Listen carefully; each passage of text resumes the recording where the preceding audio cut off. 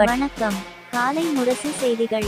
சுதந்திர போராட்ட வீரரும் மகாத்மா காந்தியடிகளால் தென்னாட்டு ஜான்சி ராணி என போற்றப்பட்ட கடலூர் அஞ்சலை அம்மாளின் 64வது நினைவு தினத்தையொட்டி கடலூர் முதுநகரில் உள்ள தென்னாட்டு ஜான்சிராணி தியாகி அஞ்சலை அம்மாள் திருவுருவச் சிலைக்கு பாரதிய ஜனதா கட்சி கடலூர் கிழக்கு மாவட்டம் சார்பில் மாவட்ட தலைவர் அக்னி கிருஷ்ணமூர்த்தி தலைமையில் மாலை அணிவித்து மரியாதை செலுத்தினர்.